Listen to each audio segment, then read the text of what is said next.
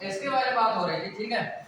देखो दो तीन बातें हैं। पहली बात तो ये है कि विशेषण जो है हम पढ़ा रहे थे, तो हम सोच रहे हैं कि उस बात को थोड़ा क्रम से पूरा कर दिया, फिर उसके बाद जो है हम समास और जो अन्य चीजें हैं उन पे आएंगे, ठीक है।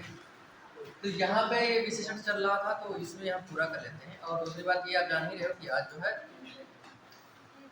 भूगोल वाले सर की क्लास होती है वैसे, तो वो थोड़ा कहीं गए हैं या उनकी मिसेज की तबीयत खराब है, तो इसलिए हम आएंगे। अच्छा हमारी क्लास नहीं, ठीक है। लेकिन जब सर नहीं है तो फिर हमारी क्लास मान लो।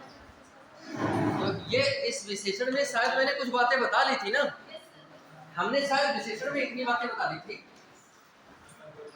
कि विशेषण की परिभाषा क्या होती है। दूसरी बात हमने बता ली थी कि विशेष क्या होता है, ऐसे तो है। तीसरी बात हमने बता ली थी कि प्राविशेषण क्या होता है, और चौथी बात सर ने मैंने बताई थी उद्देश्य विशेषण क्या होता है।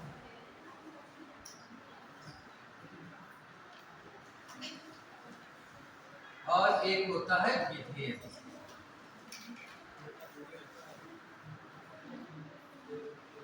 क्या मेरी बात समझ पाए? मेरे ख्याल से मैंने इतनी बात बताई। वे शब्द जो किसी संज्ञा या सर्वनाम की विशेषता बताते हैं विशेषण कहलाते हैं। विशेषण जिसकी विशेषता बताते हैं उन्हें विशेष्य कहा जाता है। ये भी बात हो गई थी। विशेषण की भी विशेषता जो बताए वह विशेषण होता है। और ये जो उद्देश्य, एक है विशेषण और दूसरा है विशेष, ऐसे तो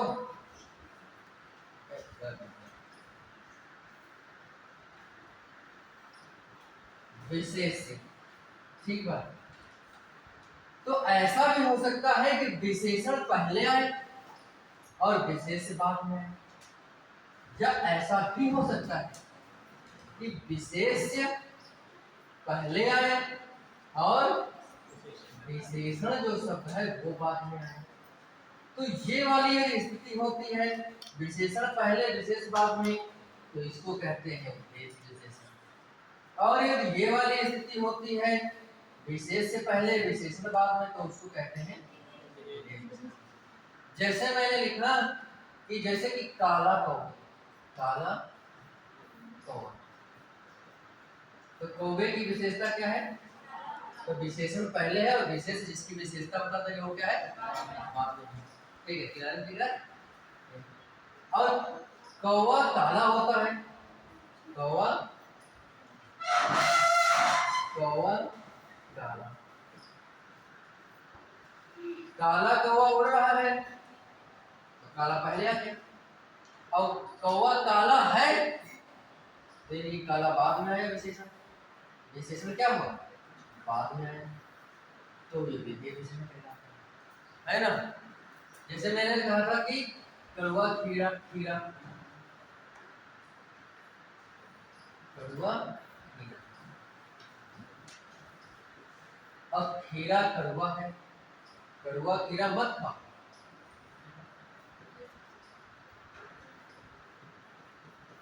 ठीक है। और दूसरा मैंने लिखा कि खीरा कड़वा है। अब देखो कड़वा जो है वो खीरा की विशेषता है, क्या है? तो इसमें विशेषण पहले आया और इसमें विशेषण बाद में आया। तो ये पहले आएगा तो ये वाला विशेषण तो है ही है, लेकिन इस वाले विशेषण को कहेंगे उद्देश्य विशेषण। ये भी विशेषण तो है ही है, लेकिन इसको कहेंगे विशेषण बस। तो ये पारिभाषिक शब्द हमने पिछले दिनों बताए थे, ठीक है। अब मुझे बात करनी है विशेषण के प्रकार पे। किस पे बात करनी है? विशेषण के प्रकार। तो विशेषण के जो प्रकार है उस पे देखिए।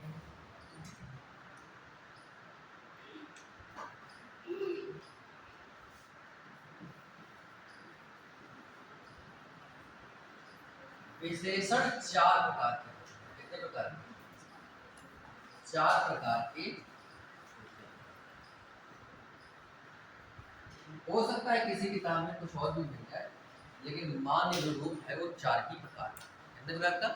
चार प्रकार का। वो बहुत दिन बाद देख रहे हैं या वही बहुत दिन बाद आए? हमें लग रहा है हम भी बहुत दिन बाद आए। चलो ठीक है। तो विशेषण चार प्रकार के होते हैं। पहला प्रश्न तो यही है, विशेषण कितने प्रकार के होते हैं? तो क्या बताओगे? चार। अब नाम कौन कौन से हैं? तो पहला देखिए, पहला है संख्या गुणवाचक। संख्यावाचक गुणवाचक चलो संख्या बन गई। लेकिन संख्या वाले में क्या है कि बात में संख्या से मिलते हैं तो गुणवाचक में तो कोई दिक्कत नहीं होती, लेकिन फिर भी समझ नहीं लगती। ठीक है, गुणवाचक विशेषण। दूसरा है संख्यावाचक विशेषण। तीसरा है परिमाणवाचक विशेषण। चौथा है सार्वनामिक।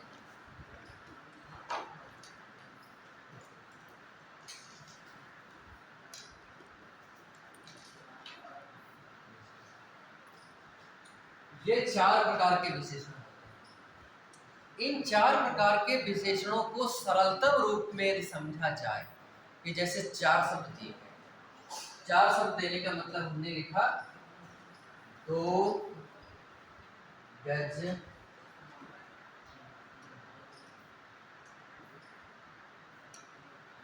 2 गज कपड़ा,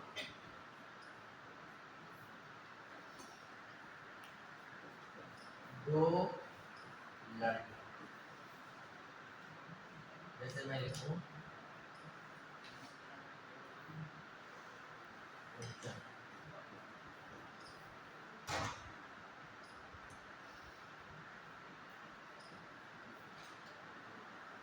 जैसे मैंने यहाँ पे लिखा, तो इसमें ये चार विकल्प मैंने दिए। मैंने इसमें से पूछा कि बताइए गुणवाचक विशेषण कौन सा है।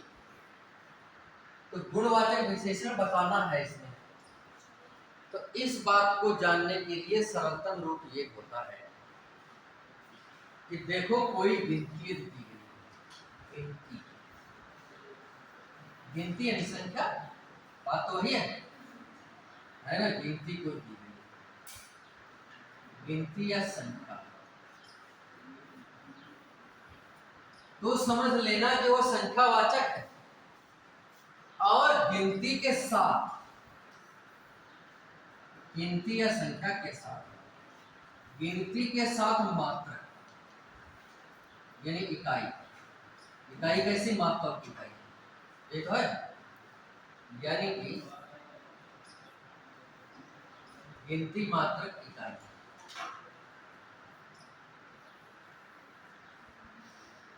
यदि ऐसा दिया है गिनती के साथ में मात्रक दिया है, गिनती के साथ में कोई मात्रक या इकाई दिया है, कोई गिनती या संख्या दिया है, तो वो संख्यावाचक विशेषण होगा।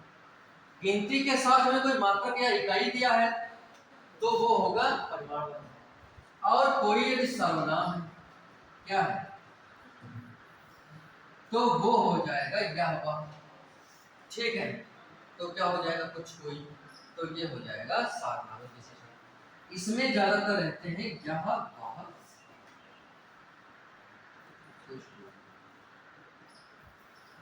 तो ये हो जाएगा सार्वनामिक विशेषण। और इसके अलावा दुनिया भर की जो चीजें बच जाती हैं, यानी गिनती के अलावा, गिनती के साथ मात्रक के अलावा या सर्वनाम के अलावा यदि कोई विशेषण है तो वो सारा विशेषण किसमें जाएगा? गुणवाचक। तो देखिए ये वाला जो मैंने लिखा है, ये वाला तो सर्वनाम है कि नहीं है? तो ये वाला विशेषण कैसा है? ये वाला विशेषण तो भाई सार्वनामिक विशेषण। क्या बात समझ में आया? दूसरा बात, ये वाला क्या है? 2 और 2 के बाद में क्या है, कोई मात्रक है क्या? मात्रक नहीं हो और चाहे जो गिनती आया ना, यहाँ पे गिनती आया, लेकिन गिनती के बाद में कोई मात्रक ना हो। मात्रक मैं अभी बताऊंगा, है ना। मात्रक का मतलब वही मापने वाली चीजें, जैसे लीटर, मीटर, किलोग्राम, ऐसे ही दर्जन, है ना, बीघा, गज, हेक्टेयर, विभिन्न प्रकार के जो मात्रक होते हैं, कोस, ऐसा होता है। तो विभिन्न प्रकार के जो मात्रक है वो नहीं आने चाहिए गिनती के साथ। तो गिनती के साथ में यहाँ पे मात्रक नहीं आया है, तो ये वाला विशेषण क्या है, ठीक है। और यहाँ पे देखो गिनती के साथ में ये क्या है, गज, और गज क्या है, ये है मात्रक, यानी किसी को मापने की इकाई है मात्रक, है कि नहीं। तो इसका मतलब ये वाला जो शब्द हो गया, ये क्या हो गया, परिमाणवाचक। और जो इसमें ये बचा, ना तो ये गिनती है ना ये सर्वनाम है, विशेषण। तो ये किसमें चला गया, गुणवाचक। तो कभी ऐसा यदि आपको पूछा जाता है परीक्षाओं में, निम्नलिखित में से कौन सा गुणवाचक विशेषण है, कौन सा संख्यावाचक विशेषण है, कौन सा परिमाणवाचक विशेषण है, या कौन सा सार्वनामिक विशेषण है, केवल यदि इतनी ही बात पूछ रहा है तो इतनी बात बताने के लिए तो हम ये जानते हैं, है कि नहीं। इतनी बात बताने के लिए तो हम ये जानते हैं कि इनका जो है गिनती होगा तो संख्यावाचक रहेगा, संख्या गिनती। परिमाण का मतलब मात्रा, इन मात्रा का मतलब गिनती के साथ में मात्रा बताने वाली कोई इकाई लिखी गई, कोई मात्रक होगा। यदि कोई सर्वनाम होगा, सर्वनाम में यही हुआ, और कुछ कोई ज्यादातर होते हैं, वैसे दूसरे जो 11 सर्वनाम होते हैं होते हैं, ठीक है। तो यहाँ पे ये बात समझना है। दूसरे गुणवाचक विशेषण जो होता है, गिनती ना हो, गिनती के साथ मात्रक ना हो, सर्वनाम ना हो, तो जो बच गया वो गुणवाचक, ठीक है। इधर टॉयलेट की बदबू आ रही क्या, ये हमको महसूस हो रहा है।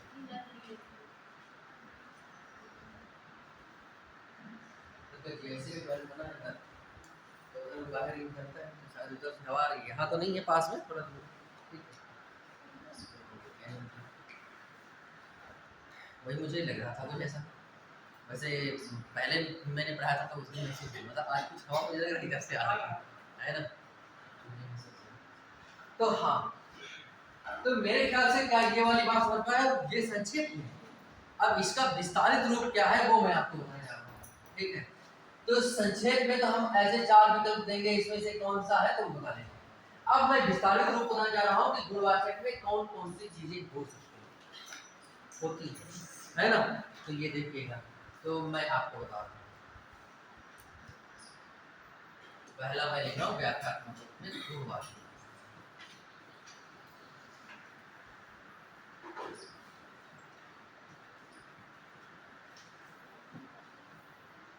ठीक है। ये जो गुणवाचक विशेषण है, इसमें आपको समझना ये है कि होता क्या है। इसमें किसी स्थित परिस्थिति, किसी स्थिति या गुण दोष भी हो सकता है, गुण दोष पहले लिख देते हैं, गुण दोष स्थिति परिस्थिति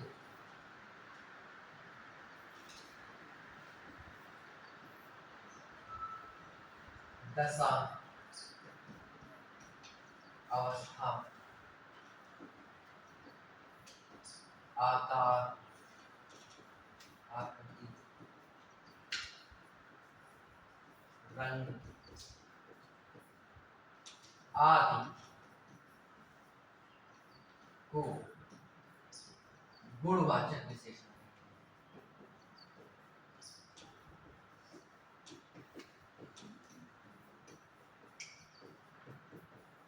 देखिए इसके बारे में थोड़ी बात मैं कर चुका हूँ।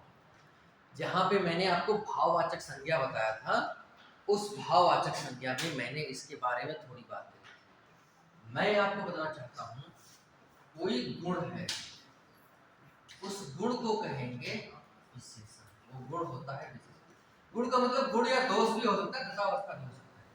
और यदि गुण का नाम है, गुण का नाम, ठीक है, तो वो होता है संज्ञा। और संज्ञा में भाव।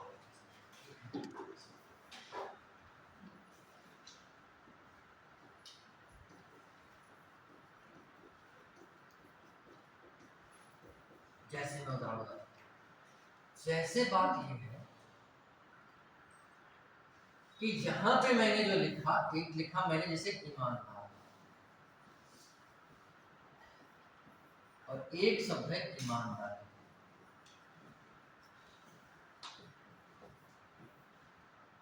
ठीक है, तो यहां पे बात यह है कि ये जो ईमानदार है ये है गुण, और जब ये गुण है तो ये कहलाएगा विशेषण। और ये जो ईमानदारी है ये किसी गुण का नाम, तो ये कहलाएगा भाववाचक संज्ञा। ये बात समझ पा रहे? तो ये वाली चीजें होती है। तो जितने भी गुण होते हैं, सरल शब्द, जितने भी विशेषण होते हैं, उन विशेषणों से भाववाचक संज्ञा ही बनते हैं। कुछ तो ऐसे होते हैं जिनके भाववाचक संज्ञा या कोई संज्ञा दूसरी पहले होती है, वो बाद में गुणवाचक विशेषण बने, तो वो छोड़ सकते हैं। और ज्यादातर में क्या होता है कि यदि विशेषण कोई है तो उस विशेषण का कोई भाववाचक संज्ञा भी बनेगा, कोई प्रत्यय आदि को जोड़ करके। जैसे ईमानदार एक विशेषण है, इसमें ई प्रत्यय जोड़ दिया गया और ये भाववाचक संज्ञा बन गया। तो हमको मतलब ये चीज है। तो ये ईमानदार क्या है? ये ईमानदार एक गुण है। तो ये जो गुण है यही विशेषण है। और इस गुण का नाम हो जाएगा तो वो विशेषण नहीं बचेगा, वो क्या हो जाएगा? भाववाचक संज्ञा। उसको पहचानेंगे कैसे, वो हम बाद में बात करते हैं। पहले हम बताते हैं कि गुण दो दशा स्थिति परिस्थिति है क्या। ठीक है, तो इसके कुछ उदाहरण रखते हैं, दो चार। देखिएगा,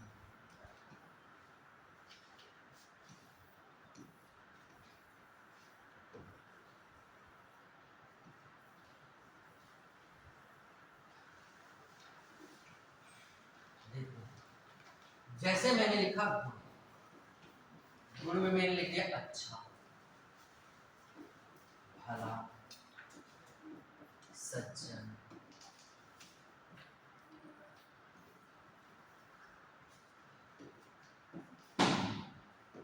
सज्जन, ईमानदार,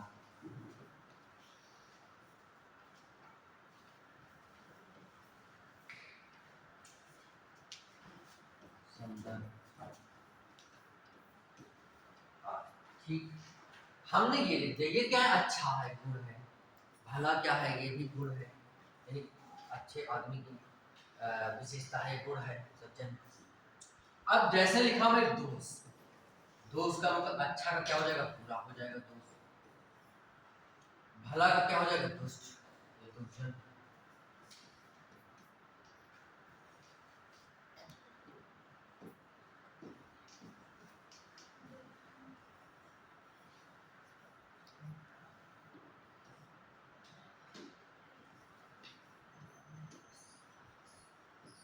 बेईमान,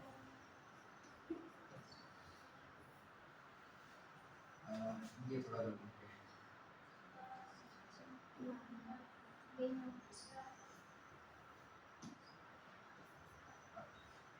बेईमान, ईमानदार और बेईमान। सुंदर का गुरु, ऐसे ही बहुत सारे शब्द।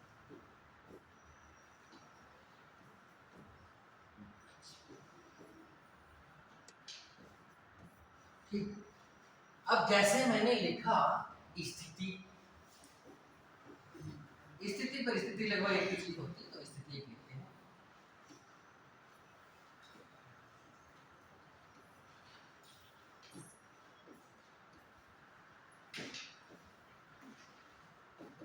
स्थिति में जैसे लिखा है अमीर, जैसे लिखा है गरीब, जैसे लिखा है बुद्धिमान। हालांकि बुद्धिमान ये गुण में भी जा सकता है। और ये मूर्ख जो है ये स्थिति व्यस्त है। जैसे लिखा अवस्था दशा, दशा या अवस्था एक ही चीज है।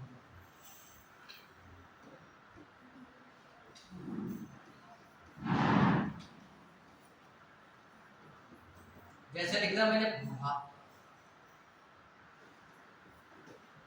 युवा, जवान, ऐसे मैंने लिख दिया। जैसे मैंने लिख दिया आकार आकृति में, आकार में मैंने लिख दिया जैसे गोल, चौकोर,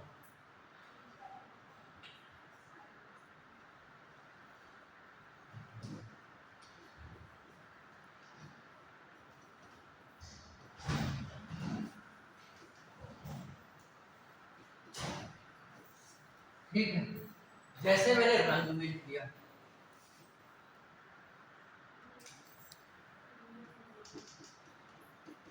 जितने भी रंग के नाम है वो सब गुणवाचक विशेषण है। लाल, हरा, नीला, पीला, बैगनी, जितने भी रंग हैं सभी रंगों के नाम कैसे होते हैं?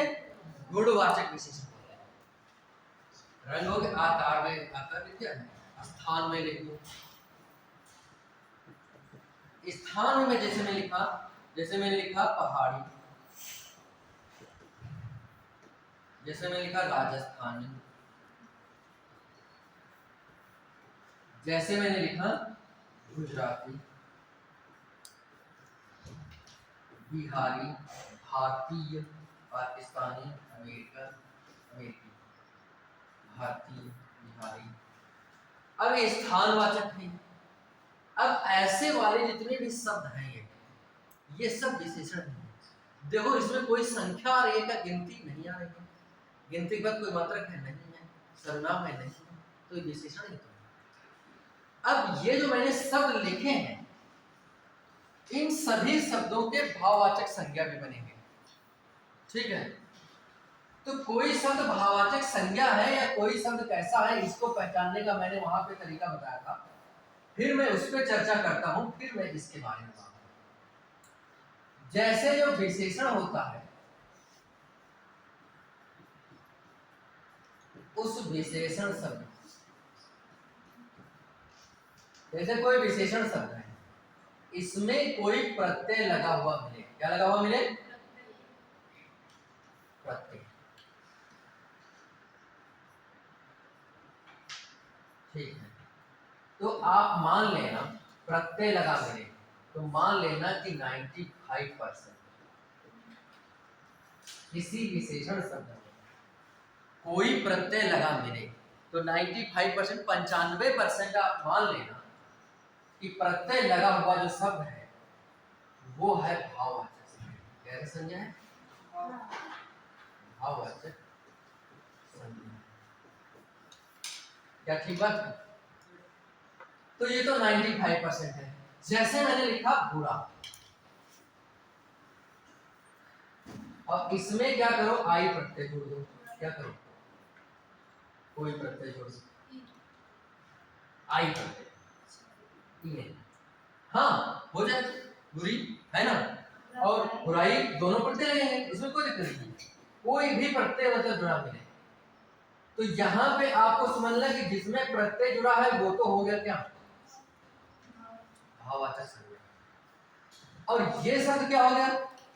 विशेषण। ये है विशेषण और ये हो गया भाववाचक संज्ञा। संज्ञा में भाववाचक ही होता है, ठीक है। लेकिन यदि हम 100% की बात करें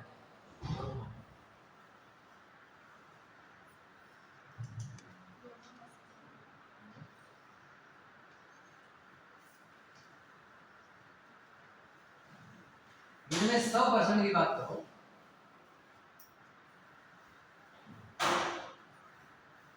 कि हम ये कैसे जानेंगे कि ये तो 95% ही है ना कि किसी विशेषण शब्द में कोई भी प्रत्यय लगा मिल जाए तो 95% हम ये समझेंगे कि वो क्या है? भाववाचक संज्ञा। और कोई प्रत्यय नहीं लगाए तो विशेषण है। लेकिन हम विशेषण ही पहले जान पाए कि ये विशेषण है कि नहीं है, तब तो हम भाववाचक जान पाएंगे। तो हम दोनों एक तरीका बता रहे 100% वाला जो हम बता चुके हैं आपको। ये देखिए होता क्या है, जैसे दो शब्द दिए गए हैं, जैसे लिखा यहाँ पे बुरा और जैसे मैंने लिखा यहाँ पे बुरा। तो हमें जैसे ये दो शब्द मिले, ठीक है, तो इन दो शब्दों के बाद तुरंत बाद कोई दूसरी संज्ञा ले आनी है अपनी तरफ से। क्या ले आना है? तो संज्ञा के साथ संज्ञा फिट नहीं बैठेगा। तो जैसे मैंने ले लिया आदमी, में ले लिया लड़का ले लिया, तो अन्य आदमी का बुरा आदमी। क्या लिया मैंने? बुरा आदमी। आदमी मैंने लिया, कौन सी संज्ञा लिया मैंने अपनी तरफ से? आदमी। और बुराई आदमी, बताओ इसमें दोनों में फिट कौन बैठ रहा है? बुरा आदमी फिट बैठ रहा है, बुराई आदमी। तो जो फिट बैठेगा, जो होगा फिट, वही होगा विशेषण। तो इसका मतलब है कि बुरा जो शब्द है वो विशेषण है, और जो बुराई शब्द है वो क्या है? ये है अनफिट, ये फिट नहीं बैठता। तो ये बुराई जो है ये क्या है? भाववाचक संज्ञा। ये भाववाचक संज्ञा ही बनती है। क्या मेरी बात समझ पाए? कोई भी शब्द हो, यह विशेषण है कि नहीं है, पहले तो हम ये जाने, तब तो जानेंगे कि कोई प्रत्यय जुड़ा है तो भाववाचक संज्ञा है ना। तो दोनों बातें इससे स्पष्ट हो जाती है। कोई भी शब्द है उसके बाद कोई ऐसी दुनिया ढूंढ ढांड के लाओ, ये फिट बैठना होगा तो बहुत सारे शब्द फिट बैठेंगे। जैसे बुरा आदमी है, बुरा लड़का है, बुरा व्यक्ति है, बुरा घर है, बुरा स्थान है, दुनिया भर की बातें हो सकती, नहीं हो सकती क्या? तो फिट बैठेगा तो विशेषण है तो बहुतों के साथ फिट बैठेगा ना, तो बहुत सारे मिल सकते हैं आपको। लेकिन ये तो विशेषण नहीं है, तो फिट फिर किसी के साथ नहीं बैठेगा। फिट हो फिर तो किसी के साथ नहीं बैठेगा। मेरी बात समझ पा रहे हैं? हाँ, फिट नहीं बैठेगा। और दूसरी बात, यदि फिट नहीं बैठ रहा है तो वो भाववाचक होने की संभावना ही उसकी ज्यादा है। और हालांकि ये भी जानना है कि बुराई जो शब्द है इसमें प्रत्यय वाली हम बात कर रहे हैं, तभी ये प्रत्यय भी लगा है और ये फिट नहीं बैठ रहा है। अन्यथा जैसे कि मान लिया लिख दो, यहाँ लिख दो लड़का और यहाँ लिख दो घर, तो कह दो लड़का और घर ये फिट नहीं बैठा तो लड़का भी भाववाचक संज्ञा हो जाएगी। ना बात है, तो लड़का ये विशेषण नहीं बना जाए। विशेषण के बाद जो शब्द लग रहे हैं, विशेषण में प्रत्यय जोड़ने के बाद जो शब्द बन रहा है, वो वाला शब्द के बाद में जो फिट नहीं बैठ रहा है तब वो भाववाचक। ऐसे तो कोई क्या फिट, कोई तरफ तो फिट नहीं बैठी है राम और दूसरा हो जाती है सुरेश या राकेश, जैसे हम दोनों फिर अलग अलग चीजें फिट कर बैठे हैं। ठीक है, तो वो वाली बात नहीं कर रहा हूं मैं बात कर रहा हूं कि जैसे कि किसी शब्द में प्रत्यय लगा, क्या लगा है, और उस प्रत्यय को निकालने पर वो शब्द विशेषण बन जा रहा है। तो ये निकालने पर जो शब्द, जैसे कि मैंने लिखा ईमानदार, मैंने लिखा ईमानदार और दूसरा मैंने लिखा ईमानदारी। यहाँ पे बात ठीक है। तो इसमें लग रहा है कि ये प्रत्यय हटाए तो ईमानदार बन जाएगा। तो जो विशेषण है कि नहीं है, हम कैसे ये जानते हैं? ये भाववाचक तब होगा, जैसे अब ये जो विशेषण हो जाए तब ये भाववाचक होगा, हो सकता है, क्योंकि इसमें प्रत्यय लगा है। और प्रत्यय नहीं लगेगा तो विशेषण तो विशेषण रहेगा। और इस ईमानदार यदि विशेषण है, पहले तो हम ईमानदारी प्रत्यय हटाएं तो जो शब्द बनेगा वो शब्द विशेषण है कि नहीं है ये जांच करें। यदि वो शब्द विशेषण है तो उस पे लगने, उस पे प्रत्यय लगने के बाद वो भाववाचक संज्ञा बन जाए, ये हम कह रहे हैं। तो पहले हम इसको देखें कि ये विशेषण है कि नहीं। तो वैसे तो विशेषण जांचने के लिए क्या होगा कि उसके बाद में अपनी तरफ से कोई दूसरी संज्ञा ले आओ। ईमानदार लड़का, ईमानदार लड़की, तो ईमानदार आदमी तो फिर बैठ रहा है, नहीं फिर बैठ रहा है, और ईमानदारी आदमी ये फिर बैठ रहा है, नहीं बैठ रहा। तो ये शब्द क्या हो गया? विशेषण। ये क्या हो गया? विशेषण। और ये शब्द क्या हो गया? भाववाचक संज्ञा। है कि नहीं है? क्या मेरी बात समझ पा रहे हो? ठीक है, तो ऐसे ही शब्द होते हैं ज्यादातर। तो कोई अब ये वाला तो 95% है, 100% है नहीं, लेकिन इससे भी थोड़ा भी जानना है कि यदि कोई प्रत्यय नहीं लगा होगा तो उसके भाववाचक संज्ञा होने की भी संभावना कम होगी। ऐसा नहीं कि होगी नहीं, हो सकती है, लेकिन विशेषण से नहीं होगा, फिर कोई दूसरे तरह से होगा। ठीक है, तो किसी विशेषण में लगा है। कभी कभी होता क्या है, उल्टा हो जाता है। उल्टा होने का मतलब कभी मैंने 95% लिखा है। उल्टा होने का मतलब जैसे मैंने यहाँ पे लिखा है क्रोध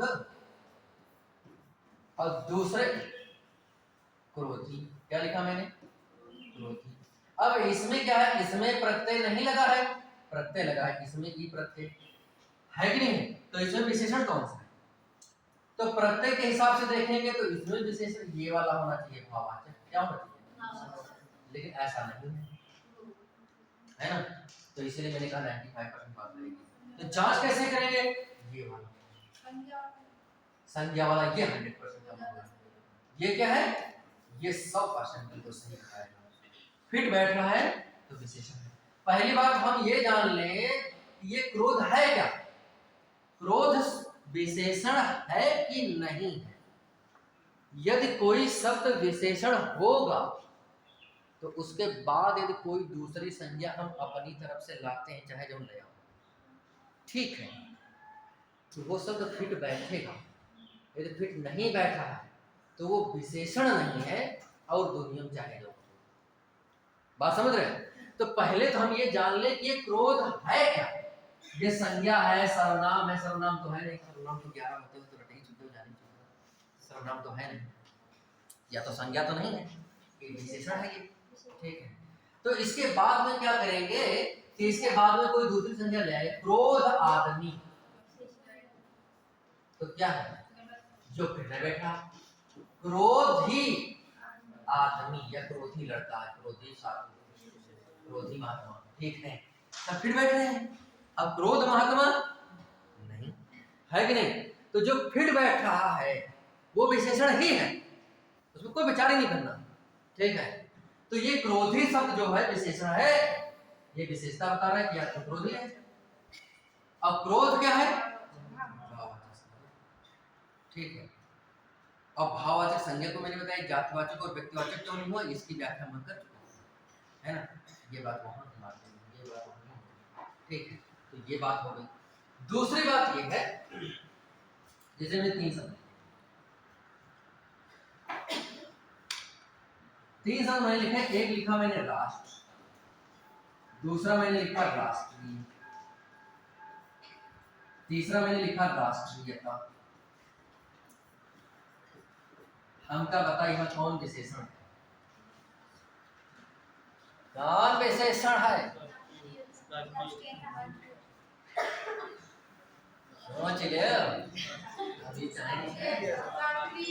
राष्ट्र, राष्ट्रीय और राष्ट्रीयता, इन तीनों में विशेषण कौन है? विशेषण कौन है? राष्ट्रीय, ये वाला ना। जैसे राष्ट्रीय झंडा, राष्ट्रीय फूल, राष्ट्रीय पक्षी, राष्ट्रीय पशु, राष्ट्रीय तिरंगा, राष्ट्रीय होता ही नहीं, राष्ट्रीय क्या कहते हैं, पशु है कि नहीं? तो राष्ट्रीय शब्द के साथ में लगाएंगे तो जो फिर बैठा है, मैं फिर बैठ रहा है, और राष्ट्र फूल, अब दूसरा फूल ना है, दूसरा तुम पूरा दिमाग लगा रहे हो, दुनिया सब खोटा देखिए आया ना कि ना आया, ईमा तो बहुत आएगी में विशेषण राष्ट्रीय, हाँ ठीक है, और राष्ट्रीयता भाववाचक संज्ञा है। तो यहाँ पे आपको जानना क्या है, ये जो है, ये जो भाववाचक संज्ञा है, ये दूसरा भाववाचक संज्ञा है, लेकिन ये क्या है? ठीक है, तो यहाँ पे ये बात आपको समझनी है कि दूसरा शब्द हम अपनी तरफ से लाएंगे, फिर अपनी कोई लाओ, ऐसा करो फिट बैठे कोई शब्द आ जाए, ठीक है, तो ये समझ लो फिट आ रहा है कोई शब्द तो वो है विशेषण, और फिट नहीं आ रहा है तो क्या है? तो कोई शब्द जैसे होता है तो उसको पहले जान लो कि ये विशेषण है कि नहीं है ना। तो जानने के लिए मैंने ये बात, राष्ट्र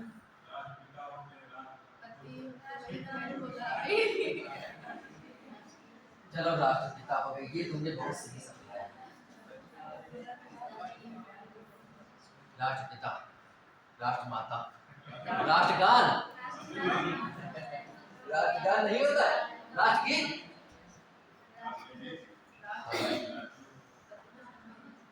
ये तुमने सही बात पूछी।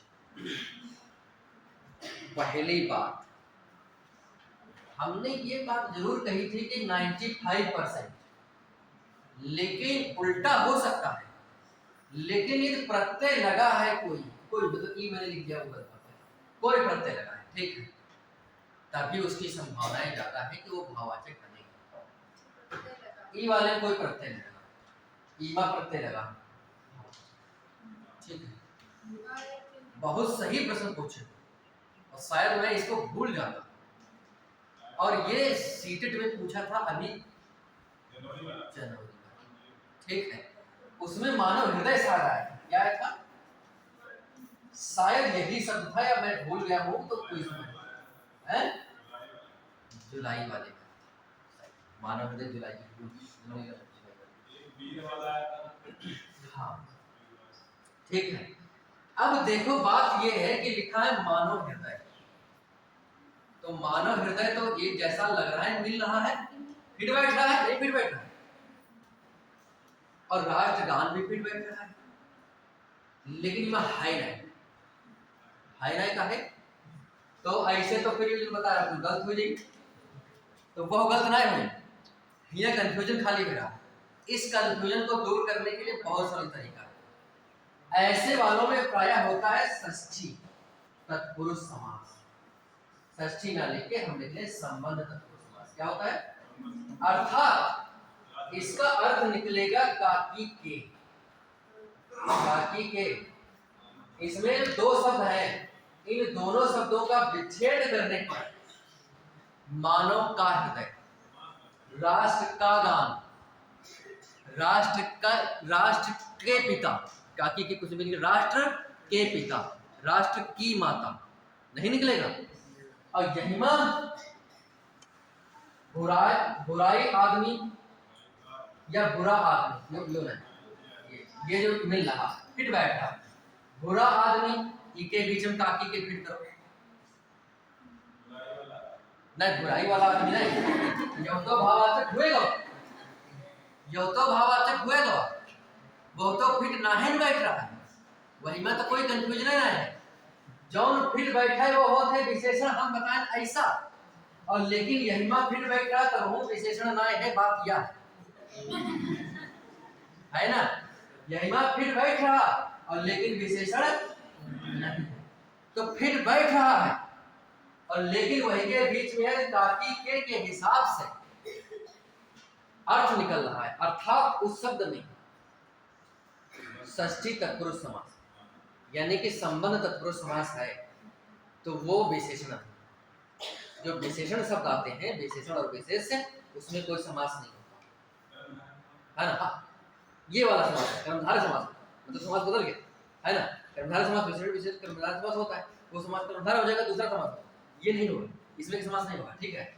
लेकिन जब काकी के आएगा तो क्या होगा, तो होगा दोनों शब्द संज्ञा, दोनों शब्द क्या होंगे, संज्ञा होंगे, और दोनों भाववाचक होंगे, ये पता नहीं, वो कुछ दोनों अलग अलग संज्ञा दोनों होंगे, कौन सी प्रकार की संज्ञा होंगे ये भाई निश्चित नहीं, ये देख के बता, ठीक है। जैसे ये राष्ट्र गान, राष्ट्र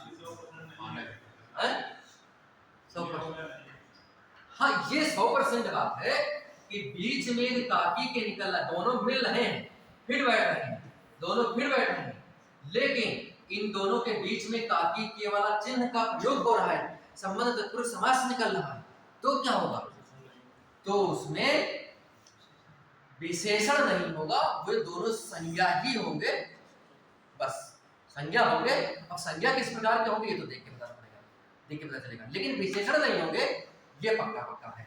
और ये फिर बैठ रहा है और दोनों के बीच में काकी के नहीं आ रहा है, तो विशेषण ही है ना।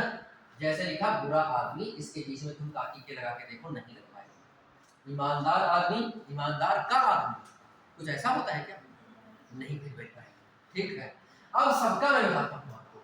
अच्छा से बनेगा अच्छाई, अच्छा है विशेषण और अच्छाई क्या है? तो अच्छाई जैसे अच्छा आदमी तो विशेषण है। अच्छा का आदमी ऐसा बन सकता है क्या? नहीं लगेगा, है ना? तो काकी के नहीं लगेगा। काकी के जिसमें लग जाए फिट बैठ रहा है तो वो विशेषण नहीं। काकी के नहीं लगे फिट बैठ रहा है वो क्या होगा? विशेषण होगा। तो ज्यादातर में विशेषण ही होता है, काकी के नहीं लगेगा। ठीक है, काकी के लग रहा है तो आप भला से भलाई, भला आदमी और भलाई आदमी, तो भलाई नहीं फिट बैठ रहा है। सज्जन से सज्जनता, ईमानदार से ईमानदारी, सुंदर से सुंदरता, सौंदर्य भी होता है।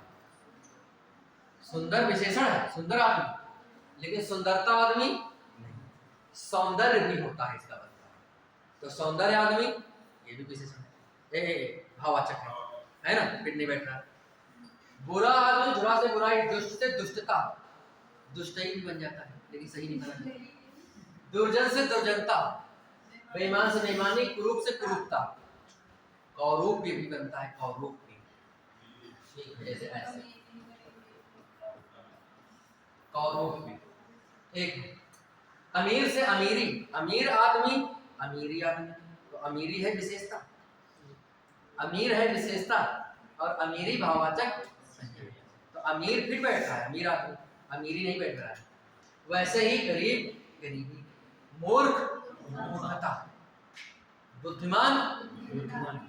जैसे बुद्धिमान आदमी फिट बैठ रहा है लेकिन बुद्धिमानी आदमी नहीं बैठ रहा है। और बुद्धिमान आदमी में काकी के लगेगा क्या? नहीं लग पाएगा। तो इसका मतलब विशेषण ये है, काकी के लग जाए तो नहीं। बूढ़ा बुढ़ापा, बूढ़ा आदमी और बुढ़ापा आदमी, तो बुढ़ापा अलग है, बुढ़ापा आदमी फिट नहीं बैठ रहा, लेकिन बूढ़ा आदमी फिट बैठ रहा है। बूढ़ा क्या हो जाएगा? युवा, युवा लड़का फिट बैठ रहा। युवा का शब्द बनता है यौवन, युवा का भाववाचक क्या बनता है? युवा का भाववाचक बनता है यौवन। यौवन का मतलब है युवा का भाववाचक, यौवन का मतलब जैसे जवान, जवान आदमी और जवानी आदमी, तो जवानी जैसे युवा, युवा से यौवन, युवा का जो अर्थ यौवन के प्रति है वही जवान का जवानी है। जवान जो है विशेषण है और जवानी उस गुण का नाम। वैसे ही युवा गुण है और उस गुण का नाम क्या है? यौवन। ठीक है, तो ये आपको बात समझना है। गोल से गोलाई, जैसे गोल आलू फिर बैठ रहा है, गोल का आलू काकी के लगेगा क्या बीच में? नहीं लगेगा। यदि काकी के बीच में लग जाएगा तो ये वाली स्थिति बनेगी, राष्ट्र का गान, राष्ट्र का गीत, तो वो नहीं, वो संज्ञा फिर होगा, वो विशेषण नहीं होगा, कोई विशेषण नहीं होगा। ठीक है, तो यहाँ पे आपको बात समझनी है। और विशेषण में भी पहला वाला जो दूसरा, हम तो संज्ञा रख रहे हैं ना, दूसरा संज्ञा रख रहे हैं। जैसे मैंने लिखा गोल, गोल आलू, ठीक है, तो गोल आलू जो है, आलू तो संज्ञा है ही, तो हम संज्ञा रख ही रहे। ये वाला जो शब्द है ये फिर बैठा है तो ये विशेषण है। विशेषण केवल ये है, गोल, आलू नहीं विशेषण है, आलू तो संज्ञा है। मैं संज्ञा जानबूझ के रख रहा हूँ, क्योंकि यदि संज्ञा ये होगा तो संज्ञा के साथ संज्ञा फिर नहीं बैठेगा, क्योंकि एक जंगल में दो शेर नहीं, शेर और शेर की नहीं निपट पाएगा, है ना? शेर शेर पे शासन नहीं कर पाएगा, शेर दूसरे पे करेगा। ठीक है, तो कहने का मतलब ये है कि ये वाला विशेषण है, क्योंकि ये दोनों फिर बैठ रहे हैं गोल आलू। लेकिन मैं कर दूं गोलाई आलू, तो गोलाई आलू फिर बैठ रहा है क्या? नहीं, तो गोलाई क्या हो गया? वैसे चौकोर, चौकोर चबूतरा, अब चौकोर का क्या बनेगा? वो चौकोर ही नहीं बनेगा, ये बनेगा, लेकिन ये नहीं बन पाएगा। चलो ठीक है, क्योंकि ये गलत हो जाएगा। ठीक है, इसके फिर दूसरा शब्द बन जाएगा इसका। अब नुकीली का नुकीलापन, चौकोर, इसमें पन वगैरह लगा के बन सकता है, चौकोरपन। ठीक है, नुकीला और नुकीलापन, नुकीला नुकीली तो एक ही बात है, क्योंकि लिंग का परिवर्तन, नुकीला पुल्लिंग और नुकीली स्त्रीलिंग। और नुकीलापन जो बनेगा वो क्या होगा? भाववाचक। ठीक है, तो यहाँ पे रंग में देखो लाल, लाल से लाली या लालिमा, ठीक है, जैसे कि लाल कपड़ा और लाली कपड़ा, और संस्कृत में बनता है लालिमा, तो लालिमा कपड़ा नहीं। जैसे लिखा है हरा, हरा कपड़ा फिर बैठ रहा है, लेकिन हरी कपड़ा या हरितिमा या हरियाली या हरापन, हरा आलू फिर बैठ रहा है, लेकिन हरापन आलू ये नहीं बैठ रहा। तो हरापन क्या है? पन प्रत्यय, वैसे ही मिला। पहाड़ी, अब ये देखो पहले था संज्ञा, बाद में विशेषण। पहले था पहाड़, अब ये पहाड़ से पहाड़ी बन गया। पहले ये संज्ञा था, अब ये विशेषण बना है। और संज्ञा पहले कैसा था? जातवाचक, ये भाववाचक। पहाड़ क्या है? ये जातवाचक संज्ञा है। कैसा है? जातवाचक। तो पहाड़ में ई प्रत्यय जोड़ा, तो अब की में देखो उल्टा वाला मामला है ना। अब की में प्रत्यय वाला कैसा है? विशेषण। जैसे पहाड़ी आदमी और पहाड़ आदमी, तो पहाड़ी कौन फिर बैठ रहा है? पहाड़ी फिर बैठ रहा है, तो पहाड़ी विशेषण है कि आदमी की विशेषता के पहाड़ी। बिहार आदमी और बिहारी आदमी, बिहारी फिर बैठ रहा है। राजस्थानी आदमी और राजस्थान आदमी, राजस्थानी फिर बैठ रहा है। गुजराती, वैसे ही भारतीय आदमी, भारतीय नागरिक और भारत नागरिक, भारतीय नागरिक फिर ज्यादा बैठ है ना। ये वाली बात, भारत नागरिक यदि कर रहे हो तो फिर उसमें काकी के निकलेगा, भारत का नागरिक। अब भारतीय नागरिक में काकी की कोई जरूरत नहीं, निकलेगा है ना। तो आप शायद इस बात को समझ पाएंगे। तो ये वाला है गुणवाचक विशेषण, इतनी बात मैंने बताई। किसका? उत्तर का प्रदेश, उत्तरी प्रदेश ऐसे कह सकते हैं। उत्तर का ऐसा प्रदेश जो उत्तर प्रदेश, उत्तर का प्रदेश है। मध्य प्रदेश, मध्य का प्रदेश नहीं। तो प्रदेशीय जोड़ रहे हो तो कोई दिक्कत नहीं है, तो काकी के नहीं जोड़ना पड़ेगा, प्रत्यय से काम चलेगा। लेकिन इन दोनों शब्दों के आधार पर जब अर्थ निकालते हैं तो प्रत्यय हटाते हैं, है ना। तो उत्तर प्रदेश को करना पड़ेगा, तो उत्तर का प्रदेश ये तो बनेगा। उत्तर प्रदेशीय तो एक नया शब्द है ये।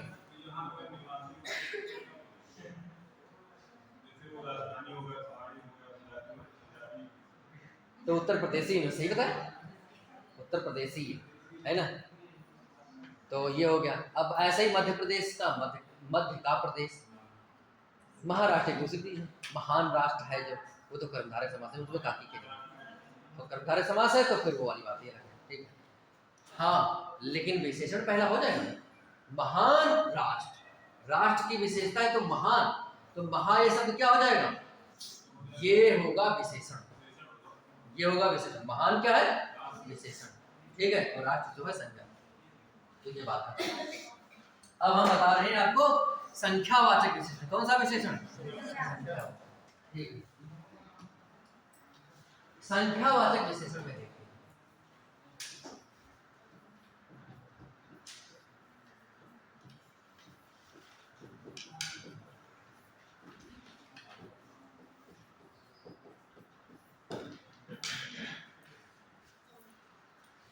देखिए संख्यावाचक जो विशेषण है उसमें पहली बात तो ये समझ लेनी है कि संख्याएं विशेषण ही होती हैं। जो संख्या, जैसे कोई संख्या है कि मैंने यहाँ लिखे 5 या 4 कुछ, तो हम कहीं बता तुम सर्वनाम है, ये विशेषण है, कि संज्ञा है, कि क्रिया है, बता क्या है? तो ये है विशेषण। अब फिर विशेषण में जब पूछा जाएगा कौन सा प्रकार है, तो संख्यावाचक है ना। संज्ञा नहीं है तो गिनती संज्ञा नहीं होती, गिनती सर्वनाम भी नहीं होते, गिनती क्रियाएं भी नहीं होती, गिनती क्या होते हैं? तो वो बात जानना है कि संख्याएं, पहली बार जान लेना है कि विशेषण होती है। क्या इतनी बात ठीक है? संख्याएं विशेषण होती हैं। अब दूसरी बात ये है कि संख्याएं दो प्रकार की हो सकती हैं, एक निश्चित और दूसरे अनिश्चित। प्रमाण वाली बात, ठीक है, एक निश्चित और दूसरे अनिश्चित। तो संख्याएं दो प्रकार की होती हैं, इसलिए संख्यावाचक विशेषण भी दो प्रकार के होते हैं, एक निश्चित संख्यावाचक विशेषण और एक अनिश्चित संख्यावाचक। तो उसमें देखें तो इसको तो संख्याएं विशेषण होती हैं, तो संख्यावाची विशेषण दो प्रकार।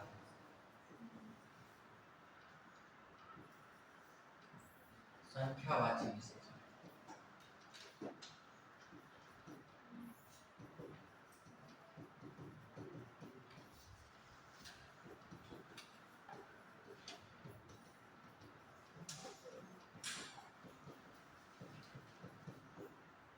देखिए पहला है निश्चित संख्यावाची विशेषण, यही तो है।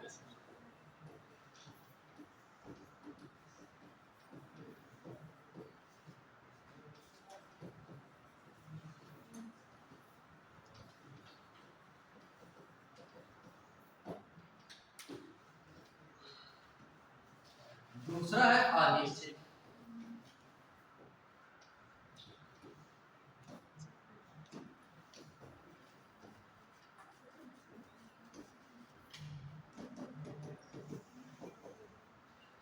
यही तो बात है, निश्चित हो और अनिश्चित है ना।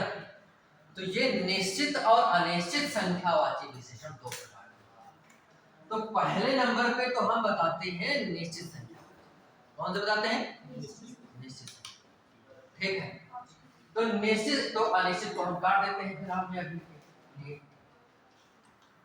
आप लिखा रहने दीजिए, आप दोबारा हेडिंग डाल लीजिए अनिश्चित संख्या, निश्चित संख्या।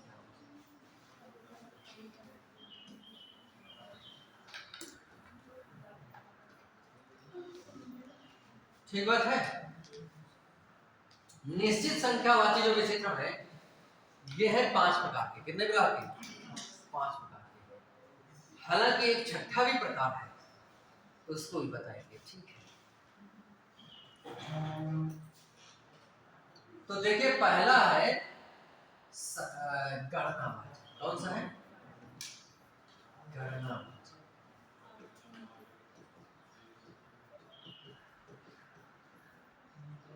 दूसरा जो है वो है क्रमवाचक। तीसरा है आवृत्ति।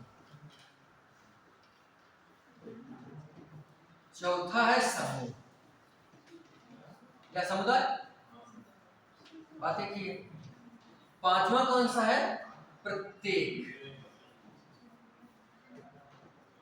और छठवां है समुच्चय।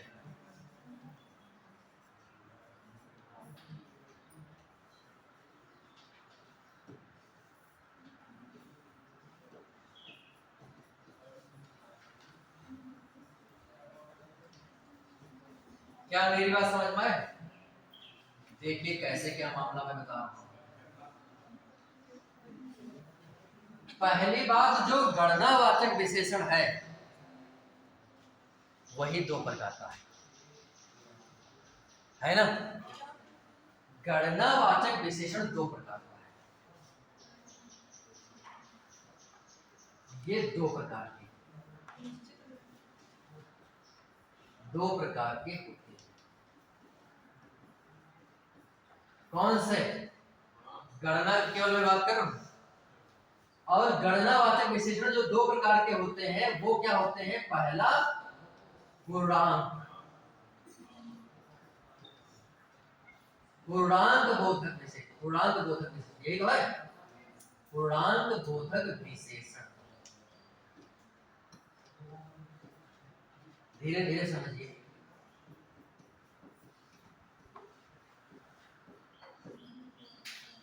और दूसरा है अपूर्णांक बोधक विशेषण। ये दोनों है क्या? लिखना बंद करो, पहले मैं गणना का बता रहा हूं। गणनावाचक विशेषण दो प्रकार के होते हैं, है ना।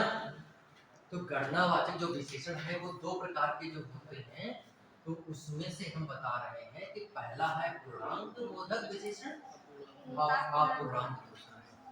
पूर्णांक का मतलब होता है, एक होता है पूर्ण और प्लस अंक भरी गिनती, है ना। और दूसरा क्या है? अपूर्ण और प्लस अंक। तो होता देखो भैया कि जैसे 1 2 3 4 5 6, ठीक है, ये होता है क्या? पूर्णांक होता है। और यदि ये वाला मामला हो पौना, हो दिख रहा। अब ये वाले को जो है ऐसा भी तो हो सकता था, तो ये पूर्ण गिनती कहाँ, अपूर्ण है, एक पूरी ना है, कम है। जैसे कहा था 2 लीटर ना है, 2 लीटर कम है, पूरा पौने 2 लीटर है, सवा है 2 लीटर, यानी कि 3 लीटर या 1.5 लीटर पूरा ना है, 2 से तनुक जाता है, यानी कि सवा 2 लीटर। हो सकता है नहीं हो सकता, तो ये पूर्ण गिनती नहीं है। तो पूर्ण गिनती होती है 1 2 3 4 5 6 7 8, मतलब लाखों करोड़ अरबों का, ठीक है। अब अपूर्ण क्या हो जाएगी, अपूर्ण का मतलब ये हो जाएगा जैसे ये वाला है, आधा, चौथाई, चौथाई के बाद क्या होगा, आधा, आधा के बाद क्या होगा, पौना, पौने के बाद क्या होगा, सवा, सवा के बाद क्या होगा, डेढ़, डेढ़ के बाद क्या होगा, ढाई, ढाई होगा ना। अब फिर वो पौने, पौना तो होगा, फिर लगाओ, चाहे मैं पौने 3 लगाओ चाहे पौने 30 लगाओ, मूल गिनती तो होता ही है ना। तो ये वाला, तो ये वाले होते हैं अपूर्णांक। अब देखिए भाषा में नियम ये माना जाता है कि यदि कोई पूर्ण गिनती है तो उसे अंकों में लिखना चाहिए। ऐसे लिखना चाहिए, ऐसे अंक में होता ना, अंकों में, शब्दों में, मैथ में पढ़े रहो, पहला चैप्टर होता है नंबर सिस्टम, तो इसमें शब्दों में एक होता है, अंकों में है, बोल रहे क्या होता है, अब फिर होता है शब्दों में लिखो, तो अंक जैसे लिखा एक, एक क्या शब्दों में लिखा वैसे एक, फिर लिखा दो, दो क्या, फिर दो लिखा वैसे नहीं लिखे। तो कहने का मतलब ये है कि ऐसे नहीं, तो ये भाषा में माना जाता है, नियम ये है कि यदि कोई पूर्ण गिनती लिखना हो, पूर्ण अंक लिखना हो, तो अंकों में लिखना चाहिए। कैसे लिखना चाहिए, अंकों में। और लेकिन यदि अपूर्ण अंक लिखने हो तो शब्दों में लिखना चाहिए, कभी भी ऐसे नहीं। ये मैथ का विषय है, ये क्या विषय है, मैथ, ठीक है। ऐसा नहीं लिखना चाहिए हिंदी में, आधा लिखना है तो आधा लिखो, ऐसे फिर ऐसे ना लिखो। जैसे लिखना है चौथाई, क्या लिखना है,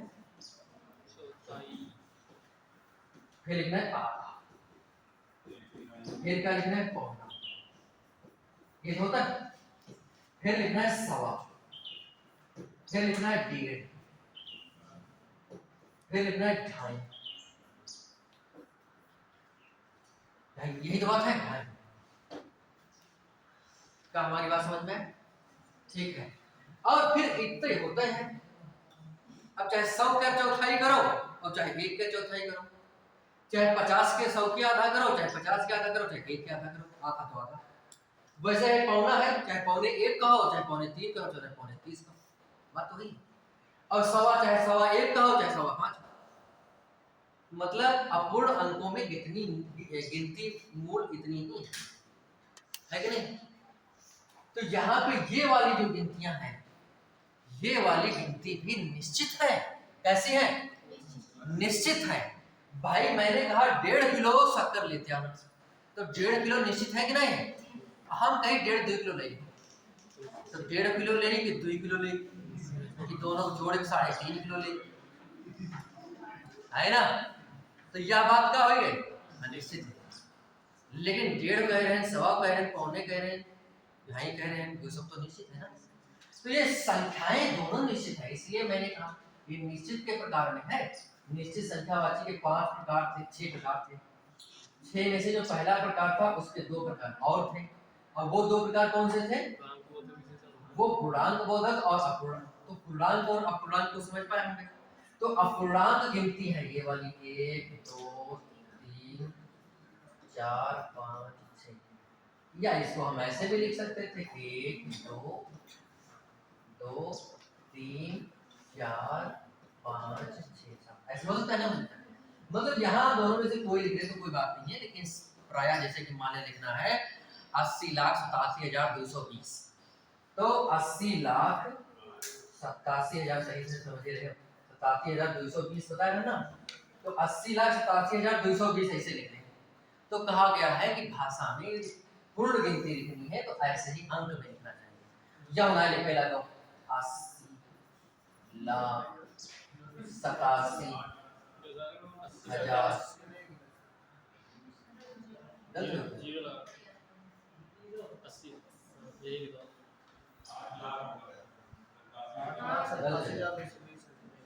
अच्छा अब सही है ना। हाँ अब जैसे कि 80,87,200 ये होना है सर। लिखा के लिए लिख सकते हो और मतलब कोई इस बात में है, लेकिन माना गया है कि सही ये है, ऐसा लिखो कहीं लिखना हो, ठीक है। और यदि अपूर्णांक लिखना है तो भाई ऐसे लिखोगे जो हमने लिखा था, कौन सा हमने लिखा चौथाई, है ना। हाँ तिहाई भी आ जाएगा, ठीक है। चौथाई तिहाई को जोड़ दिया, तिहाई आधा, आधा के बाद क्या क्या होती है ना, कौन बड़ा है, हम मैथ आने देना है, तिहाई बड़ा है चौथाई आधा बड़ा है, आधा बड़ा तो ठीक है, तो क्रम सही है, चौथाई तिहाई आधा अब पौना, यही तो होगा, पौना हो गया, फिर क्या हो गया सवा, फिर फिर कौन सा पसेरी में 5 हो गए, अब 5 जोड़े निश्चित है, पसेरी पूर्ण अंक है ना, पसेरी का मतलब कितना होता है, पसेरी तो 2.5 होता है, हम समझे कि 5 किलो पसेरी वैसे ये गलत प्रयोग प्रचलन में है, शब्दकोश में नहीं पाई, पसेरी का मतलब 5 से यानी कि 5 किलो लगभग, दहसर का मतलब 10 से यानी कि 10 किलो, लेकिन प्रचलन में ये जो बता रहे हो यही ठीक है, तो ये जो पसेरी वाली बात है 5 ढाई के अर्थ में तो होगा, लेकिन ये मान नहीं है इसलिए मैं लिखूंगा ना, ठीक है।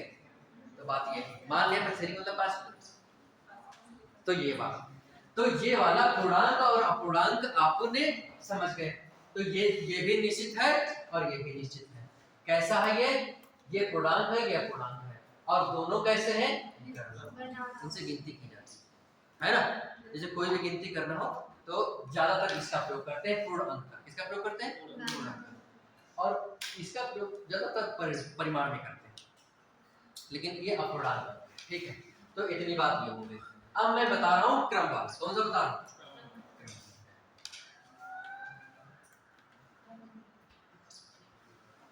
तो हम इसको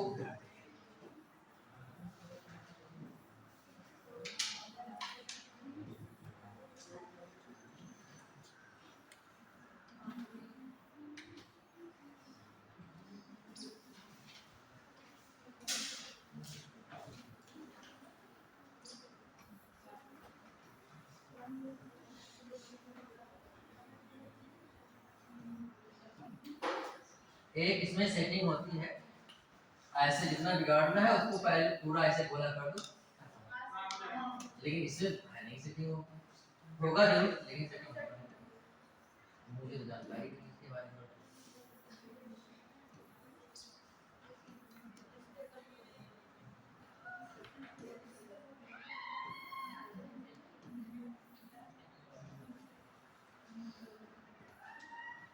तो ये पूर्णांक तो आप समझ ही गए होंगे, तो इसमें तो यही वाला आता है ज्यादातर, 1 2 3 4 5 6 ऐसे, ठीक है। क्रम में कौन सा आएगा, पहला, दूसरा, तीसरा, चौथा, पांचवा, छठा, सातवां, आठवां, नौवां, 10वां, ऐसे तो है कि नहीं। और आवृत्ति में आएगा दोहराव वाली बात, जैसे दुगुना, वही चीज दोहरा दी जाए, वही तो आवृत्ति होता है, आवृत्ति का मतलब होता है दोहराना, है ना, बार बार आना, तो जो जितना था उतना ही और फिर ला दिए तो दुगना हो गया, उतना फिर ला दिए 3 गुना हो गया, तो दोगुना, 3 गुना, 4 गुना, 5 गुना या 5 गुना, है ना, तो ये हो गया। अब जैसे समूह में क्या होता है, समूह में होता है जैसे कि वो गिनती लेने पर ऐसा लग रहा है कि एक से ज्यादा लोग एक साथ हो रहे हैं, कई हो रहे हैं, समूह बन जा रहा है ना, जैसे लिखा है दोनों, क्या लिखा है, दोनों, जैसे लिखा है तीनों, जैसे लिखा है चारों, जैसे लिखा है पांचों, जैसे लिखा है छह, सातों, आठों, नौ, दसों, है ना। हाँ, एक बात इसमें और जानना है, जैसे लिखा है दसों और दसियों, दसियों, पचासों और लिखा है पचासी, पचासी, जैसे लिखा है सौ और सैकड़ों, क्या हो जाएगा, सैकड़ों। तो देखो दसों जो है, 10 थे, दसों लड़के यहाँ आए, तो 10 आएंगे तो समूह बनेगा, दोनों लड़के बताए, दोनों दो का समूह बनेगा, तीनों पांचों लड़के उठे यहां से, तो 5 का समूह बनेगा कि नहीं बनेगा, इसलिए समूह आ जाता है। लेकिन मैं ये कह रहा हूं कि 10 लड़के यहाँ आए, तो 10 लड़के आने का मतलब ये है, जैसे कि कल कोई फंक्शन था, मान लिया कि 15 अगस्त, तो कितने लड़के आए थे, तो हमने कहा 20 लड़के आए थे, 20, यानी कि 20 थे, अब 20 के 20 आ गए थे। मैं कहूँ 20 लड़के आए थे, क्या कहूँ मैं, 20, तो इसका मतलब है कि ये संख्या निश्चित है। तो ऐसा वाला जो शब्द है संख्या को तो बता रहा है, लेकिन वो अनिश्चित संख्या वाली, वो अगले वाले में पढ़ेंगे, बात समझ रहे हैं, वो अनिश्चित संख्या। 50 तो 50 के 50 आए थे, 85 तो अनिश्चित, 100 आए थे तो 100 के 100 आ गए थे, सैकड़ों आए थे तो अनिश्चित है, 10 आ गए थे तो फिर 10 थे, 10 आ गए। हाँ, गणनावाचक में आएगा, लेकिन यदि 10 85 होगा तो अनिश्चित में जाएगा। हाँ, ये गणना में आएगा, 100 गणना में जाएगा, ठीक है। हाँ, समूह हो सकता है, हाँ, है ना, तो वो समूह में बनेगा, तो यहाँ पे आपको समझना है। और ऐसे ही 10 का दसों निश्चित है समूहवाचक में, और दसियों अनिश्चित, ठीक। अब मैं बात करता हूं प्रत्येक में। प्रत्येक में होता क्या है, जैसे हर एक, प्रत्येक, ये सब प्रत्येक, कैसे ये तो बोर्ड की तरह है, हर एक हो गया, प्रति एक हो गया। इसमें ज्यादातर होता है गणनावाचक कोई एक गिनती रिपीटिशन में आती है। रिपीटिशन में आने का मतलब है एक एक, दो दो, तीन तीन, नहीं, चार चार, पाँच पाँच, छः छः, सात सात, 10 10, 50 50, 100 100, 1000 ऐसे वाले किसमें आएंगे, प्रत्येक में। जैसे कि दो लड़के निकले तो इसका मतलब प्रत्येक वाचक हो गया, है ना, प्रति प्रति दो, तो उसमें प्रति वाली बात हो, इसलिए प्रत्येक वाचक है। तो ऐसी अगर गिनती आ रही है तो कौन सा होगा, ये होगा प्रत्येक वाचक। अब एक ये किताब में, कुछ किताबों में मिलेगा, कुछ में हो सकता नहीं मिले, समुच्चय। समुच्चय में ये होता है कि ऐसे वाले शब्द जो कभी कभी मात्रक लगते हैं, मात्रक के रूप में प्रयोग होते हैं, लेकिन ऐसे शब्द होते हैं जिनसे कि निश्चित संख्या का बोध होता है, यानी कि उनके लिए निश्चित संख्या ही निर्धारित करी गई है पहले से। जैसे कुछ शब्द में लिखूं, जैसे मैंने यहाँ पे लिख दिया, उधर पीछे जगह है, पीछे से आओ, पीछे, ठीक है। तो कहने का मतलब ये, तो जैसे मैंने लिखा यहाँ पे दशक, क्या लिखा मैंने, दशक, यहाँ पे लिखा मैंने शतक, यहाँ पे लिखा मैंने शताब्दी, क्या लिखा मैंने, शताब्दी, यहाँ पे मैंने लिखा सतसई, संस्कृत में सतसई को कहते हैं सप्तशती, क्या कहते हैं, सप्तशती, ठीक है। और दर्जन भी आता है सिंह, दर्जन। और बताइए मुझे थोड़ा, दशक, दशक हो गया।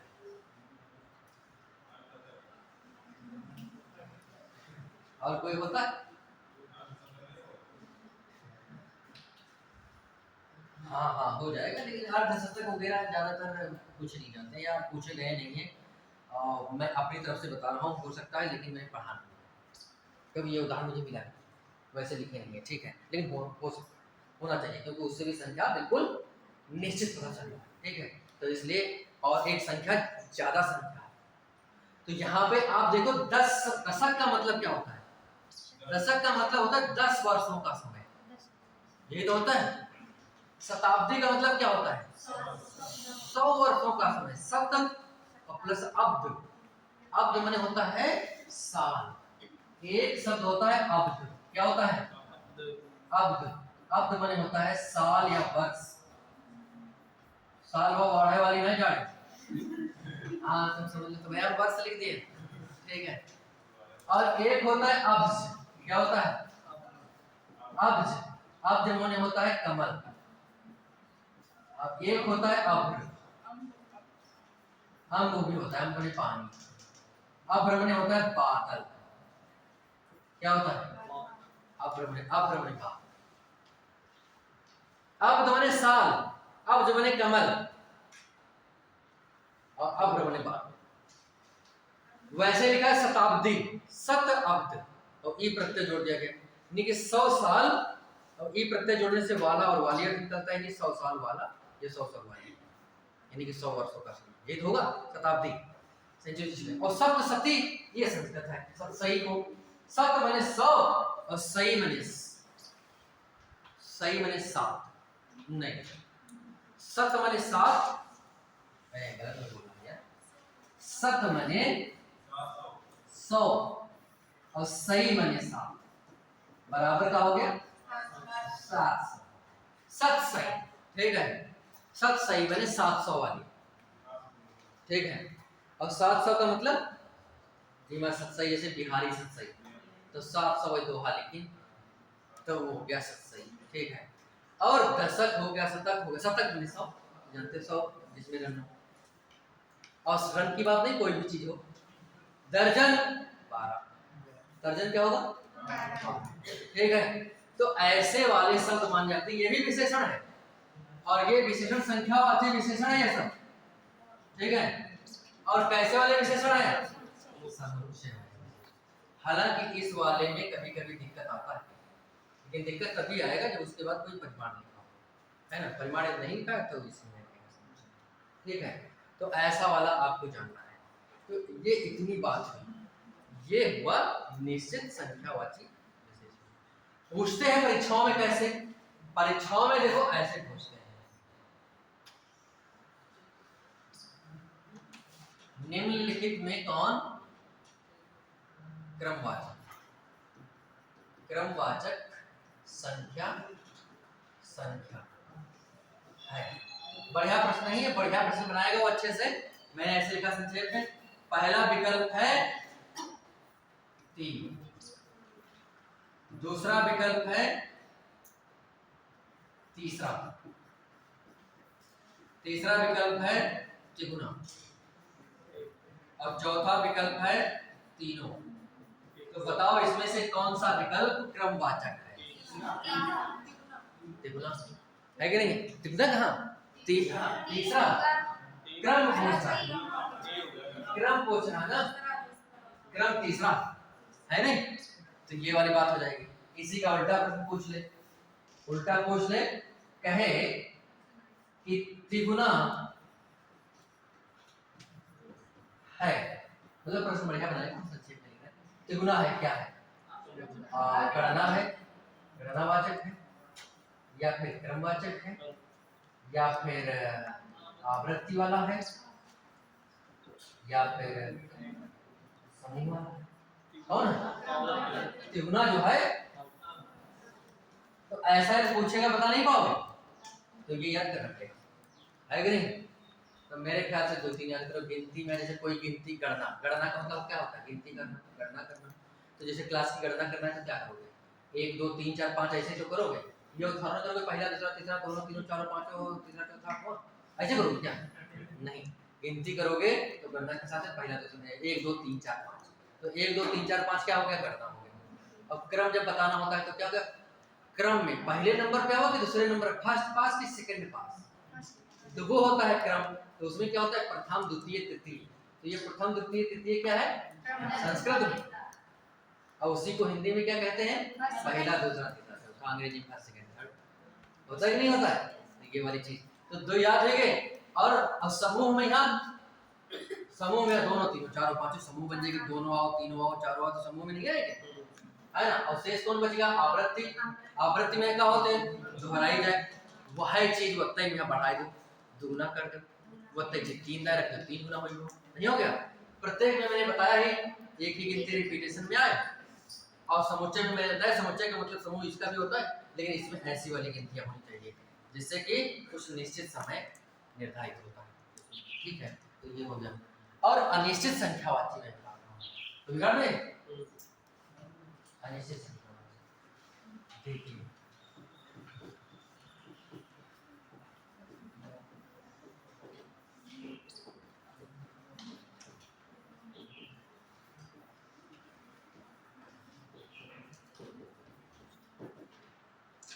इसमें भाई देखो क्या होता है, इसमें होता ये है कि जैसे लिखा होगा अनेक शब्द लिखा होगा, कई, बहुत,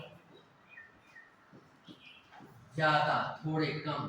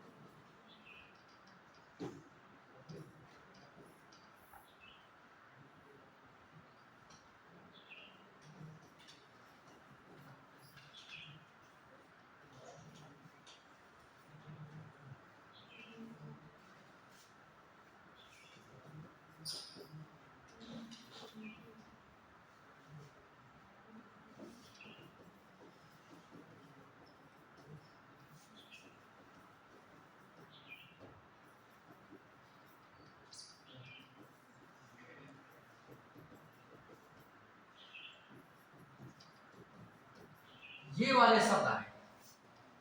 और दूसरी बात ये है कि इन वाले शब्दों के शब्द तो आए, साथ में इन शब्दों के बाद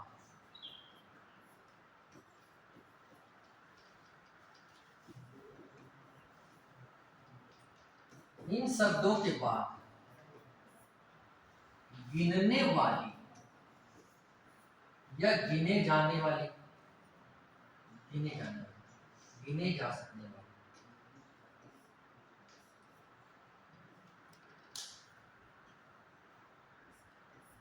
गिने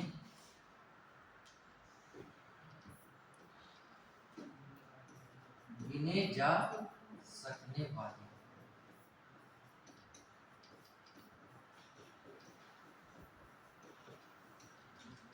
ऐसा शब्द हो जैसे कि लिखा है, जैसे कि लिखा है यहाँ पे अनेक लड़के, क्या लिखा है, अनेक लड़के। तो अनेक शब्द के बाद में लड़के हैं, और ये जो लड़का शब्द है इसको गिना जा सकता है कि तौला जा सकता है। जैसे मैं कहूं कि यहाँ पे कितने लड़के हैं, तो क्या बताओगे, 10 कुंटल, तो बताओगे कि यहाँ 20 लड़के, क्या बताओगे, 20 लड़के, ये तो बात होती है। तो मेरे कहने का मतलब ऐसा कोई वस्तु दिया गया हो, व्यक्ति दिया गया हो, जिसको हम गिन करके व्यवहार करते हैं, क्या करते हो, हाँ, तो वो अनेक हो, कई हो, बहुत हो, थोड़े हो, कम हो, ज्यादा हो, ऐसे ही और भी कोई भी सब, ठीक है।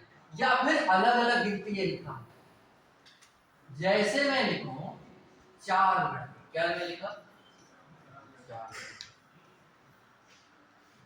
है ना। 4 लड़के क्या है, 4 क्या है, निश्चित है। अब 4 के बाद लड़के क्या लिखा गया है, ये गिनने वाली कोई वस्तु है, तो लड़कों को हम गिन सकते हैं, तो इसलिए 4 क्या है, निश्चित। तो ये 4 लड़के जो हैं, ये 4 शब्द ही विशेषण है, लड़का विशेषण नहीं। लड़का जो है ये विशेष है, ये क्या है, और चार क्या है? विशेषण। वही कहानी वहां ऊपर है, ये क्या है? विशेषण। और ये क्या है? विशेषण। और कैसा विशेषण है? अनिश्चित वाला, है कि नहीं? और ये कैसा विशेषण है? निश्चित वाला। ये निश्चित विशेषण है और ये कैसा है? अनिश्चित। क्या मेरी बात समझ पा रहे हो? लेकिन यदि यही मैं कह दूं कि 4-5 लड़के, तब क्या बन गया? 4-5। आप समझ रहे हो? यानी गिनती अलग अलग। मैं कहूं 8-10 किलो सब कर लेते हैं, अब करिए होगा कुछ करो हमसे कम बताओ। 8-10 किलो का मतलब 8 और 10 ये अलग अलग गिनती है। मैं कहूं 8 किलो सब लाना है तो 9 किलो निश्चित, 10 किलो कोई गिनती यदि एक है निश्चित, यदि अलग अलग गिनती है तो अनिश्चित। जैसे मैं कहूं कि 4-4 लड़के तो वो निश्चित है, 5-5 लड़के तब भी निश्चित है। और लेकिन जब अलग अलग गिनती होगी 4-5 लड़के या 5-10 लड़के या 10-15 लड़के या 8-10 लड़के तो क्या हो जाएगा? अनिश्चित। तो ये अलग अलग गिनती का मामला जब आएगा तो क्या होगा? अनिश्चित। ठीक है, तो यही बात होती है। ये परिभाषा लिख लो, ये मैंने 2 उदाहरण लिखे हैं। हाँ, ये तो निश्चित का है ना, ये निश्चित का, ये अनिश्चित का है और क्या है? ठीक है, तो ये लिख लो। अब मैं बताता हूँ आपको, इतना की बात है। अब मैं बताता हूँ आपको परिमाणवाचक। क्या बताता हूँ? परिमाणवाचक विशेषण। ठीक है, तो परिमाणवाचक विशेषण में क्या बात होती है वो मैं बता रहा हूँ। परिमाणवाचक में परिभाषा तो बता ही देते हैं, एक चीज तो हो जाएगी। ठीक है, इतना टाइम है मेरे पास।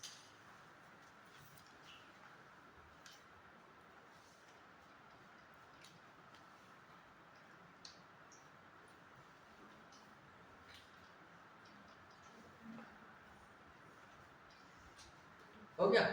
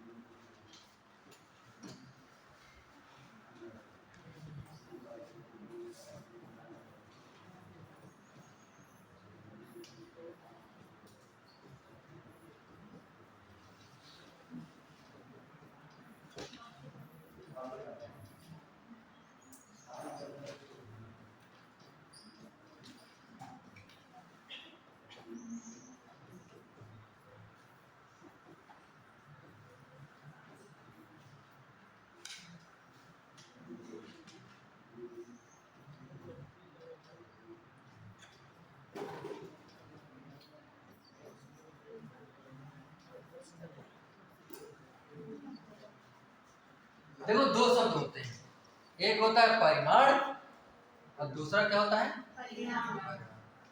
ठीक, तो यहाँ पे बात ये है, हम इसकी बात करेंगे मात्रा। तो जब कोई मात्रा होगी तो इसका मतलब मात्राएं मापी तो नहीं जाती, है ना? तो जिन वस्तुओं का कार्य व्यवहार माप तौल के किया जाता है, क्या करके किया जाता है? मापने तौलने की इकाइयां होती हैं बहुत सारी। इकाइयां का मतलब मीटर, लीटर, किलोग्राम, दर्जन इसमें भी आ जाता है मापने के अर्थ में। हेक्टेयर, बीघा, गज, कोस, मील, होते ही नहीं होते? ये जितने भी सारे मात्रक हैं, यदि ये मात्रक लगे हुए हैं तो समझ लेना कि ये परिमाणवाचक है। मैं इसको बता रहा हूँ ऐसे, ठीक है? जिन वस्तुओं का कार्य व्यवहार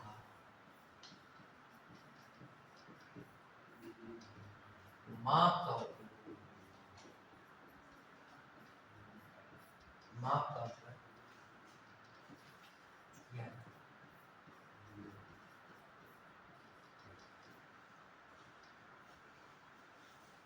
तथा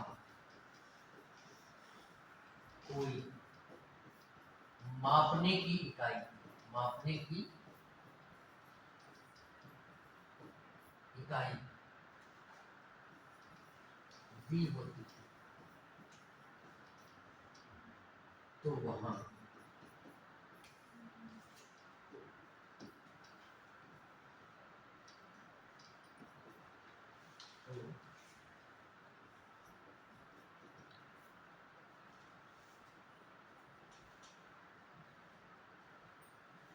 तो वहां परिमाणवाचक विशेषण होता है।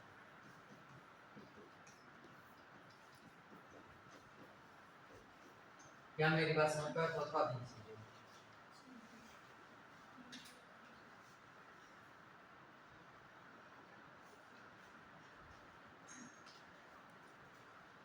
देखना, हम बात इसकी कर रहे हैं, हम बात इसकी नहीं कर रहे। जैसे मैंने लिखा 4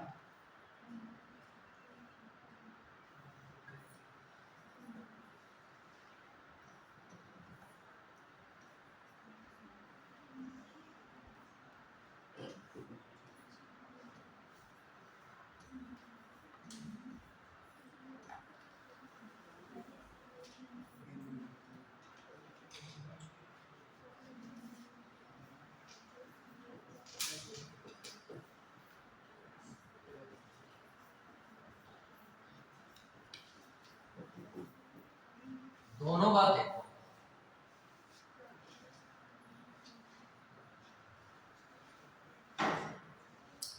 सब लोग लिखना पड़ा।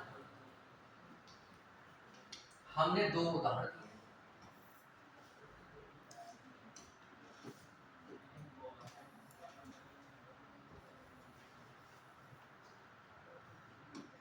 देखो 4 कपड़े, तो 4 ये जो गिनती है ये तो संख्या थी, और इसके बाद जो लिखा गया है वो क्या है?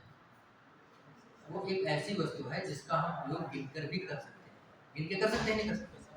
हम कार्य व्यवहार लिखा देखो, महत्वपूर्ण चीज होती है कि हम अपने व्यवहार, कार्य व्यवहार में कैसे उनका लेन देन करते हैं, माप तौल के कैसे लेन देन। तो हम यदि इनको गिन करके करोगे 1 कपड़ा, 2 कपड़ा, 3 कपड़ा, 4 कपड़ा, तो यदि 4 कपड़ा तो ये है निश्चित संख्या, तो ये किसका उदाहरण है? लेकिन यहाँ 4 के बाद में कोई मात्रक ले लिया, इसका मतलब गिनना नहीं है, इसको मापना है, इसको माप तौल करना है। क्या करना है? और जहां माप तौल करनी होती है वहां पे परिमाणवाचक विशेषण होता है, और उसमें 99% में मात्रकों का उल्लेख होता है। मात्रकों का उल्लेख होने का मतलब ये है, जैसे मीटर, लीटर, किलोग्राम, दर्जन, हेक्टेयर, सेंटीमीटर, हाँ मीटर लेंगे, कोई मात्रक हेक्टेयर, जैसे कोस, मील, गज, होता नहीं? बीघा, बीघा भी तो होता है। और क्या हो सकता है? ऐसे, हाँ ये सब ठीक है, ऐसे जितने भी, ठीक है। तो मेरे कहने का मतलब क्या है, ये मात्रक लिखे मिले, और यदि ये मात्रक लिखे मिले तो अब समझ लीजिएगा कि वो क्या होगा, ये है परिमाणवाचक विशेषण। ठीक है, ये क्या है? परिमाणवाचक। बात समझ पाए? इसमें कुछ बातें हम आगे और बताएंगे, आज इतना ही रखेंगे, ठीक है। इसमें और कुछ बातें बताएं, जैसे 5 साड़ी, 5 क्या साड़ियों को गिन सकते हैं, लेकिन मीटर लगा दिया गया, इसका मतलब मापने की बात होगी, और जब मापने की बात हो गई तब क्या है, तब ये करना। इसके अलावा बहुत सी जगहों पे हो सकता है मापने की इकाइयां ना लिखो, तब क्या करेंगे, तब की बात हम आगे करेंगे, ठीक है। तो इतनी बात आज बताते हैं, आगे की बात आगे, ठीक।